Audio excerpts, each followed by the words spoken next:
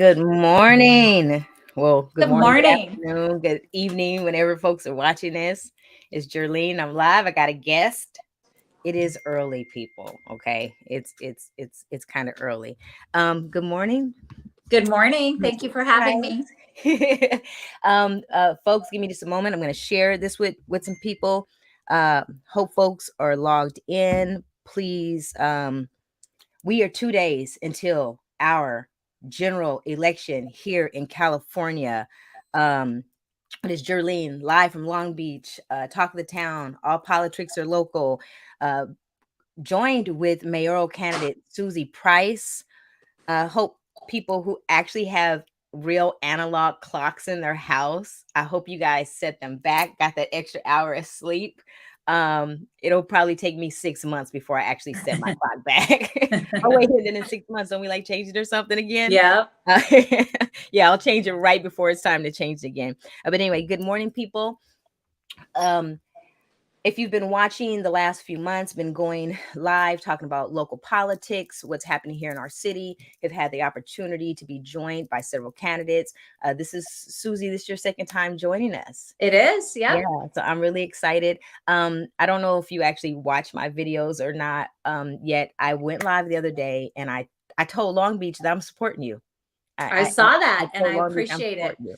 I And oh, and I want to share with you my why. Okay. I know if you watch the video show, but I want to share with you my why. I don't want to say trolling you, but I've been following or attending and watching wherever there's been an opportunity to see you engage in community. And the one thing that I've noticed about you is that you're consistent no matter what base you have been in. And for me as an individual, that's very important. There's been some things that I've heard from you that I don't necessarily agree with. Been some things that you said that I did not like. And those are some things that I've been confident enough to challenge you on. And even after some of our little heated discussion, still not always in agreement with you, but I appreciate you not trying to appease me in order to secure my vote. So I appreciate that. Um, I've observed you. I observed you in a confrontation with someone, and I watched how you were very calm. You were not disrespectful, although I observed how a person was disrespecting you, and I remember feeling very uncomfortable. And I mean, your husband stepped up, and someone else stepped up, and finally the person stopped. But I appreciated that you did not allow someone to rattle you. I think that's so important as a leader. So again, thank you for being here this morning. Folks, if you're watching, let us know you're here. Give us some thumbs up, throw some comments in the comments. There may be an opportunity for some questions. If you guys got some good ones, please go ahead and put some comments. Please share this. And Suzie, I'm just gonna just tell us a little bit about you for people who still don't know, and then let us know why you are the best candidate for our mayorship. And I do have a couple questions for you. Yeah, sure. And I welcome the questions and I welcome the opportunity. Thank you so much for inviting me. I think one of the biggest differences between me and Rex, and I'll just start with that, is um, I try to be a humble person and I have never said no to anything I've ever been invited to in this mayoral trail, because I think the more opportunities I have to speak to people, the better it is for me, because a lot of people don't know you. And when your opponent has people behind them that are willing to spend up to $1 million to trash you, any opportunity you can to talk to people on a human level is really important. So I welcome that. I've never said no to anything, and I think I have a lot of humility. I've lived a much different life than my opponent. I've had a career in an environment where people don't clap when your name is announced, like a real job. Politics is very different. I've been working since I was 14 years old, and I've had a lot of different jobs. And I think for me, I've had a lot of failures, and I've had a lot of failures that have led to successes. And so for me, I try to have humility, and I try to realize that nothing is guaranteed to you in life, and every opportunity that people give you, you should take. So just a little bit about me. I was born in the United States, but my parents are from the country of Iran. We went back to Iran when I was a baby, and my mother and I left the country when I was 7 years old. We left because there was a political revolution. There were tremendous human rights violations, just like there are today. And I'm wearing green today in support of the women and their allied male partners who are fighting the fight every single day for freedom and opportunity. I tell everyone all the time, my worst day in America is better than their best day right now. People are getting killed in the streets. And so I'm wearing green today in honor of those people that are fighting. But my mother and I left. We were political refugees. We came to the country, to America, and we were not allowed back to Iran. I didn't see my father and sister, who was 3 years old, for 21 years. And my mother and I we're an amazing team. We're a dynamic duo. We worked really hard to get stable footing. We moved from apartment to apartment. Our first apartment was in Reseda, and we quickly, we lived there for a couple of years, and then we tried to move closer to Encino and Woodland Hills, which was kind of the fancier neighborhoods, but we were always in an apartment. And my mom taught me the value of hard work. She raised me as a single mom. And as a result of her life in public service and my grandmother's life in public service, I too went into public service. And I'm very proud of the work that I've done. I tell everyone I'm a unicorn candidate because there's something about me for everyone. When you knock on the doors right now and you're canvassing, which we do every day, you're going to get people that are going to say, are you registered Republican or are you registered Democrat? And I try to tell them, look, it's a nonpartisan race. But at the Republican doors, we say, I've been a prosecutor for 24 years. I am a business owner who's married to a veteran. And that's something, those are talking points they like. When we're with Democrats, we say to people, I've moved here when I was 7 years old. I learned how to speak English at the age of 7, was raised by an amazing single mom. I've been working since I was 14. I worked my way, worked full time to make it through my bachelor's, my master's degree, and then to law school. That was not easy. And I got into politics by way of the PTA. Those are things that I think a lot of our Democrat residents love. Those are aligned with Democratic values. And so I'm I tell everyone, a unique unicorn candidate because I'm really well-rounded as a human being. And politics has not been my life, which I think a lot of people really value in politicians, I guess I would say. Getting reelected is not important to me.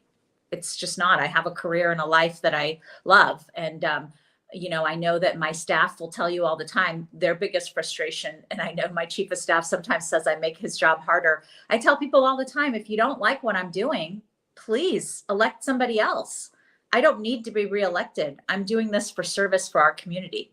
And if there's someone better that you think aligns better with your values, vote for them and support them. I don't need the job. And I think we need more politicians who don't need the job. Right now, just listening to you, what you share, how you interact with different constituency, you share a different part of your story. And the reality is it's all part of your story. And, so often here, and I mean, I was born in America and I've lived, and I say this all the time, I live the experience of a Black woman in America.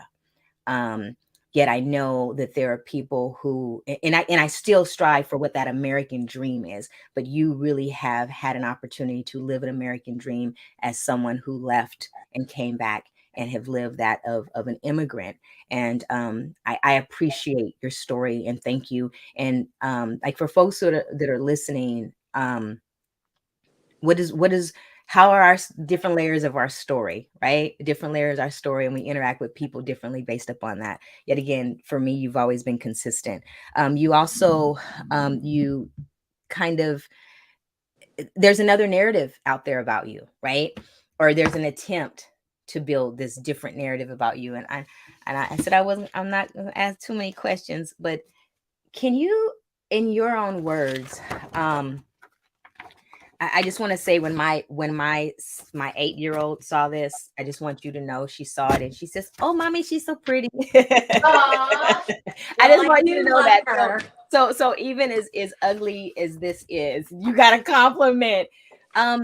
can you tell people, because right now we're inundated. Look, this is look at this. Let's look at this. I mean, I I have know. I just grabbed my folder. There we okay. go. So This just is my share, folder. please share your thoughts on that, and then Yeah. So let's talk a little bit about those mailers. First of all, you're right. There is a whole other narrative about me, which is so unbelievable to me, the people that are spreading that narrative, because they are people of color. A lot of people of color, just like me, who are ignoring the fact, there is a reason that I host an annual anti-bully event every single year. Way before I ever decided to run for mayor, I was bullied. I was bullied as a kid. You know why? Because I didn't look like dominant culture. I had a unibrow. I mean, I tell everyone all the time, maybe I look glamorous now, but you can see I got some fuzzy, frizzy hair going on up here. I'm not a part of dominant culture. It's been very hard for me to fit in. And I work in a very white male dominated profession. And for me to be where I am, I've had to work really hard. I don't come from money. I don't look like a lot of my white counterparts in the work that I do. I look different. My hair is different. My skin color is different. My experience is different. At Thanksgiving, the food we eat in our family is different. No matter what my mother cooks, it all tastes like the same because she put saffron in everything. There's always some random berries in our rice, and I'm not part of dominant culture. So I'm trying to find the stupid one they had me with the MAGA hat, which you just pulled. It really upsets me because that, well, first of all, I will say this is a good picture of me. So for a hit piece, I think this is bomb right here. My hair looks good. I actually look pretty good. But then they started putting this red halo on me like I'm a devil. oh, I didn't get that one. Oh yeah, I think they heard me say I like this picture, because then they're like, oh, how can we make that picture worse? So then they put a red halo around me. And then the new one, they don't even use this picture. They don't even use, because I think they heard that I liked it. So they decided not to use it anymore. So now the new one they had actually cuts off my head. I look like I'm missing part of my brain. And they put a MAGA hat on there. I mean, if you're going to put a MAGA hat on there and you're going to cut off my head, at least put the hat on top of my head, right? Why is my head got to be cut off? I'm so glad that you've maintained a sense of humor through this. Come on now. I mean, okay. I'm really glad, and actually that's good to see, because that means, and it's not that it's not it's a little sarcasm, but I'm glad, because that just to me shows your love of humanity. You know what? If the people of this city are going to see this and say, oh my God, somehow an anti-LGBTQ, immigrant herself, who happens to be a MAGA supporter, got elected 2 times over in the Democratic city of Long Beach. Wow. I'm going to vote against her because of that. If people are going to believe that, then you know what? They deserve the mayor they're going to get, right? But here's the thing. Let's talk about this. Okay, so this is funny. This is one of these ones. Okay, so this lady right here, yeah. Her name is Rachel. She is a leader in the Filipino community. Mm-hmm. When I decided to run for office, I reached out to everybody and asked to meet with them. And the Filipino community met with me. They met with me at Romeo's Chocolates. Romeo himself is Filipino. We met there. He wasn't there, but we met probably about 15, 20 Filipino community members. And I have a picture of it. It was in January. I think it was the week after I announced I was running. I've never run in a citywide race before. I'm proud to have the support of anybody in the city who wants to support me. I don't care if they're a Bernie supporter, a Trump supporter. Look, there's probably socialists in the city that are supporting my opponent. There's only 2 candidates, and they're going to pick the lesser of 2 evils. Neither of us are going to fit neatly into either profile, socialist or Republican, but they're going to pick the candidate that they feel they're better aligned with, a lesser of 2 evils. Okay. But the point is, so I have this meeting and I take a picture, and a lot of the Filipino leaders that were there that day said, we're going to support you. So I took pictures and I was proud to announce their support. Now, Did I go through and read everybody's Facebook and watch every video? I mean, Jerlene, I love you. You're supporting me. That's wonderful. But I do not have the time or the resources to go and watch everything you've ever posted on Facebook. Some of your videos are long. I don't have time to go and watch all of that before I say this person is supporting me. You may have said some stuff, no offense, that are batshit. You know what? I don't know. I have no idea. I cannot be held responsible for everything that's ever come out of your mouth. Your values may align with mine in some respects, may not in others. So they're putting this thing in here about this lady. Okay, she has some stuff on her Facebook that I didn't know about. And when one of my opponent's supporters called it out, we immediately went on the website and took her name off. I've never accepted any money from this woman. And we told Rex's supporters, we are not accepting an endorsement from this woman because her values don't align with mine. And that was in January, okay? And yet her name, her picture, this poor woman's picture keeps showing up on stuff. We took down this post. We said we're not accepting her support. And meanwhile, my opponent, you know, he's got the support of Nuri Martinez on his website proudly. It was removed a couple hours it was removed after. Right. Yeah. It was removed, but you don't see me putting mail pieces out that says proudly accepted the support of a racist who called a young child a monkey. Right. I don't do that because he probably didn't know that she was a crazy racist when he accepted her support. You know, he puts out this mailer, or somebody puts out this mailer. I'm not sure who's paying for this. Oh, that mailer bothered me. I'm just letting you know that mailer bothered me with the fact that there's a homeless encampment behind. That was offensive to me. Well, this lady right here, big time Trump Republican. Okay. Joe Mello did a whole post about it. Big time Trump Republican. Do you see my team putting something out there saying, oh, he's got a big time Trump Republican, therefore he must embrace every value of this woman? People, this is a very diverse city. We don't embrace the values of everyone who's supporting us. We don't. I love my husband. I don't agree with him 100% of the time. So to use that as a campaign tactic, to me, is dirty. And I would have hoped that my opponent would have at least, you know, on some of these things, like, let's talk about this mailer specifically. They're talking about my record on equality. You know, they talk about the LGBTQ flag. Now, we all know who's behind that. That's Janine Pierce. You know, when she's not driving DUI and beating up her boyfriend while she's married, who happens to be her chief of staff, she's getting involved in trashing other women. Okay. Yeah. So she brought this item over here that says, I oppose flying the LGBTQ flag. Okay. This is the biggest bunch of BS I've ever heard in my life. That was a unanimous vote. The decision was August 16th, August 6th, August 2016. I don't remember the exact date. I'm happy to send anyone the transcript of it. Nobody was against flying the LGBTQ flag. The vote was unanimous. It was about inclusion, not exclusion. We had 3 flagpoles at City Hall. We decided we're going to fly the American flag in one of them. Fair, reasonable, yes. The second flag, we were going to do City of Long Beach or State of California. I can't remember. The third flag, we decided we're going to rotate that. We're going to send the city manager come back with a rotating schedule so that we can include LGBTQ. We can include Latino Heritage, Hispanic Heritage Month. We could include AAPI. We can include our Black History Month. We could include our POA, our Prisoners of War. I mean, the whole point of it was inclusion, not exclusion. So that kind of stuff, you know, I just hope that people read this and it says Suzie Price takes the Team Trump approach on immigration. What the hell does that mean? What does that mean? Am I asking for a wall around the city of Long Beach? I don't think so. I voted to support and help do whatever we could to help the migrant children who came here. What is it? What does that mean? The Team Trump approach to immigration. I don't even know what that means. I'm an immigrant. I have no idea what that means. Well, folks, I have no idea. Well, folks, if you're watching, she's breaking down these lovely mailers. I know about they were dropping like every other day.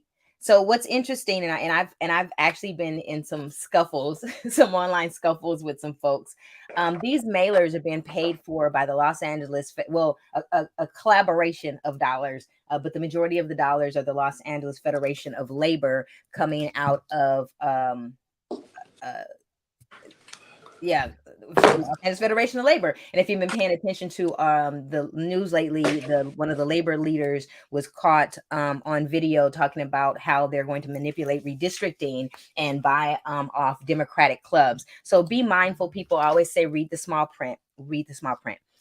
Okay, so since you have been running, let's talk about something more positive. What are some of the best experiences that you've had while you have been running in this race? Meeting people like you. I've met so many amazing people that I would have never met had I not been going up and down this city. Every part of the city that I can touch, I've gone to every single thing I've been invited to. And I have learned so much about other cultures. Look, there's a lot I don't know. I am a Persian woman walking in the shoes of a Persian woman who's had my life experience. I don't know much about other people's life experience if I haven't walked those shoes myself. So just being called into conversations. I love being called into conversations. I love learning. And I've met some really, really amazing people. I was just telling Jerlene while I was waiting, someone dropped this on my door. I got a note for every day this week to open today, open tomorrow, open Monday, open Tuesday, open Wednesday. The amount of love that people have shown in this city makes me so proud to live in this city. And I've been really fortunate. And I have to stop myself every day and say, how is it that a woman like me, who learned how to speak English at the age of 7, who has no financial connections, who has no political connections, who's just a working class person who's depending on our paychecks to pay our mortgage, how in the world is it that I'm in this space? How did I end up here? And I credit my mother and my amazing family, my husband and my boys. But that's been such a great part of this journey. I've learned, but let me tell you, I'm so much wiser today. Hold on. I have this in my house. I'm going to share it with you. I have this quote, this Maya Angelou quote in my house. I have it up, and I have it up in the area that I work. My dining room is also our campaign headquarters. And this is a Maya Angelou quote that I have up. It says, I've learned that people will forget what you said, people will forget what you did, but people will never forget how you made them feel. And this quote, I've had it in my house for probably 8 or 9 years, but I've never felt this more passionately than being on this election cycle. There are people who send me notes like this, open today, open tomorrow, whatever, to help keep me going. And then there are those people who I've known for 30 something years who send me a text message at 10:50 at night telling me they're going to do something they had committed to me they wouldn't do without talking to me the very next morning that was against me. So I've learned a lot about people, the positives and the negatives. Right now, I feel that our city is as polarized as we were during the 2020 elections. I don't, I tell people all the time, like I am registered. I'm a registered Democrat, because if you're not, you don't get all the cool mailers if you're not. Oh yeah, I've been You making. know what? I'm a I've been making registered good use of my Democrat too, mailers, by the way. Jerlene. Huh? I'm a registered Democrat too. Is that right? Isn't that crazy? I actually wasn't for a while, and but I'm a registered Democrat, but I don't subscribe to this whole party against party, because when I look at it, it's like, where are we at our humanity? One of the persons that I love the dearest, that I love, probably, like, I would say right there with my children, is a registered lifetime Republican. How asinine it would be of me to look at him and be like, oh, you're a Republican, so I'm not dealing with you. No, it's like, hey, what you want for lunch today? And then we get into our little discussions about politics, and we still love each other. right? Because it doesn't make us different people. Now, there are some hateful people, and I think the hate comes in when we're so wedded to these supposedly values that we start poo-pooing on people. So, but with that, with this polarization that's happened in our city, and I'm seeing it online. I'm seeing it in different spaces and places where people don't want to talk to you. And when you become mayor, how are you going to bring people together? Because there's a belief that you won't. Like I said, I've seen you in spaces. You're consistent. But what are you going to do? You gotta. Oh, by the way, for those of us who are not supporting your opponent, we're being put on a list. We're being put on a list. So, but what are you gonna do? What are you gonna do? And then we can close out. Well, a couple of things. Oh, I'd love to talk to you all day. I got so much to say, but a couple of things. First of all, it's interesting, this polarization based on partisanship. What couple of things I want to touch on that with you. We have a very diverse city, and being a mayor for all means everybody, not just the people you like. You have to represent everybody, regardless of their party affiliation.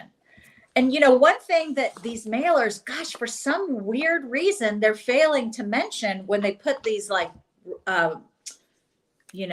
elephants on everything is, for the last year, I was selected and appointed to serve on the California Democratic Party's anti-racism working group. And the whole point of this working group, which was actually not a thing that you go to and you cut a ribbon and you take pictures, it was an actual working group. We had articles to read, we had podcasts to watch.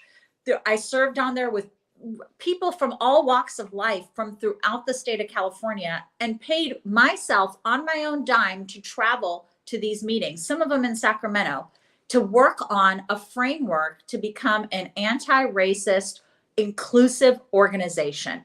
Pretty ironic for an organization sending out mailers that are targeted negatively towards me, trying to say that I am a Republican. Really shocking that our party would do that. But I get it. It's a win at all cost. And you got to make one person a demon if you want your candidate to win. And I'm the chosen sacrificial lamb in that, whatever the case may be. Anybody who knows me, anyone who's spent any time at all with me, knows that I care deeply in my heart about bringing people together, about connecting people, about learning lessons I don't know, about admitting when I am wrong, and asking for partnership. There's not going to be any lists when I'm mayor, a good list or a bad list. And I'm so sorry that for speaking your mind, you're ending up on a bad list. I am sorry for that for you. And I know you're not putting it on me, but I carry that burden. I carry that burden for so many people who bravely came forward to say they're supporting me. One of them is on this call right now. He got bullied. He got pressured. I understand the history of race is very complicated. I get it. But I think to shame people and to make them feel terrible for exercising their own democratic rights is shameful. It's awful. And so there's not going to be any lists for me. I've learned a lot about the integrity and character of a lot of people. That's a whole other thing. When somebody shows you who they are, you got to believe them, right? But that's a whole other thing. That's not a list thing. That's a, I don't trust you as a human being kind of thing, right? There are definitely people who have earned that title. Mm-hmm. But I'm going to work really hard. I'm going to reach out to you. I'm going to reach out to anybody I can that will work with me and ask you to help me. I'm going to say to them, what do we need to do to unite this city? Help me get there. And we are going to start that on November the 9th. I'm going to be sending out an email on November the 9th to every community organization, setting up a meeting to talk about what do they need to thrive. What are our short, mid, and long-term goals? Look, I'm an operations person. This journey for me is not about politics. It's about service. It's about performing certain things. And I'm going to go to work And I'm going to go to work and be the very best mayor that I can be for this city with no other goal. No other goal. I want to do right by Long Beach. I want to be the best mayor this city has ever seen. I have no aspirations to go anywhere else. And I do not care what anybody else outside of Long Beach thinks about me, because my priority is in the city of Long Beach. I want my residents to feel that I am working hard for them. That's my only priority. I'm not rubbing elbows. I'm not bumping shoulders. I'm not politicking. It's about service for me. And service means we're going to bring a lot of people to the table to help me. I cannot do this job alone. I'm going to make mistakes. I'm going to need people to help me. And whoever wants to help me is going to have a seat at that table, except of course, if they're a lying piece of, you know what, as they've proven themselves to be during this election, in which case I want nothing to do with them. Thank you. Thank you for your time this morning. We got some, I'm just gonna say haters in the thread right now. No, I'm not gonna show your comment. I do hope that some folks will deal with that, because one thing that I've observed, and this is just me, the lack of immaturity among some folks in our community, and it's really sad.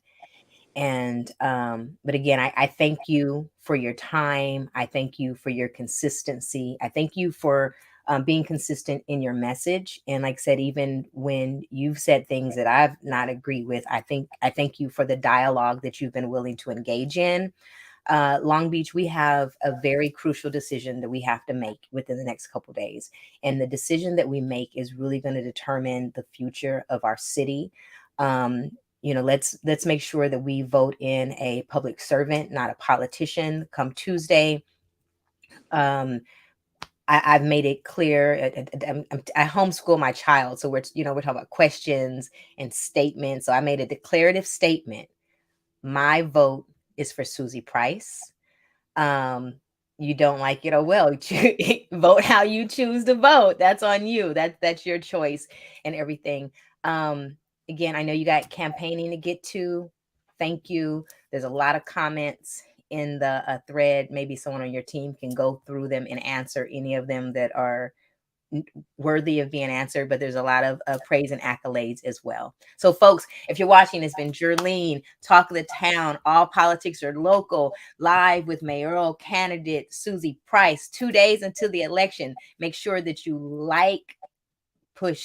share this with somebody. You don't like it, make a comment. Put it, you didn't like it. This is streaming on 2 different places on Facebook, so you may not see your comments in one place or another. Also, this is on YouTube. Please share that YouTube video and please subscribe. I will be continuing, even after this election is over, continuing the conversation around politics in our city, because we should not be talking about politics only when it's time for elections. We need to be talking about politics throughout the entire year, because all politics are local. Jerlene, can I add one quick thing? Go ahead. Okay, so I am heading out in just a little bit here to go to church. So last week I was in church and Pastor Cheney started a 2-part sermon. We had the first sermon last Sunday. We got another one today. And it was about this. And I just want to leave your audience with this, because I think it's really important. No matter what, you don't want to vote for me. That's okay. That's okay. Don't vote for me. Vote for who you want and embrace them and talk about how amazing they are. You don't have to trash me to support your candidate. Awesome. You know what? I tell everyone all the time, what an amazing city that we live in, that we've got a woman of color and a man of color running for mayor. Amazing. So I tell everyone, vote for, it doesn't matter. But the most important thing to remember is sometimes the fear of failure, the fear of rejection, the fear of not meeting the goal exactly as we want it paralyzes us from taking the first steps. And that's what Pastor Cheney's message was last Sunday. And today we're going to talk about the fear of failure holding us back. And for anybody who's watching this, it doesn't matter if you want to vote for me or not. I hope you vote for me. But look, there's going to be at least 40,000 people who don't. You can be one of those 40,000. That's okay. But my point is, nobody should be afraid to jump in and get in the arena, to make a difference in their society because they're afraid of failure. And I'm looking forward, because today's sermon is going to be, don't let the fear of failure hold you back from at least trying. And I'm grateful. And I want everybody, especially if there's young people out there, if you got a lot to say about the city, you got a lot of feelings about me, great. Let's channel that something positive. Get off of your computer screens, get off of your phones, and get out there and do something about it. Because we may agree 100% of the time, we may not agree 100% of the time, you may love me, you may hate me, that's okay. But get out there and do something, because our society is going to be better when people stop talking about things and start taking that journey. And I just wanted to share that, because I know the governor's in town today and everyone's going to see him. I'm going to church because I need the second part of that sermon. It's going to motivate me for the next 3 days, but it hopefully will motivate our society for the many years. Well, thank you for those words of encouragement. And one last thing before I sign off. If you're trying to figure out what to do with all your mailers, I found something to do with mine. Thank you, Long Beach. But use this picture. This is a good one. Look, all politics are local. Talk of the town. Have a wonderful and fabulous day. Stay online. I'm going to end the broadcast, but stay online. Okay.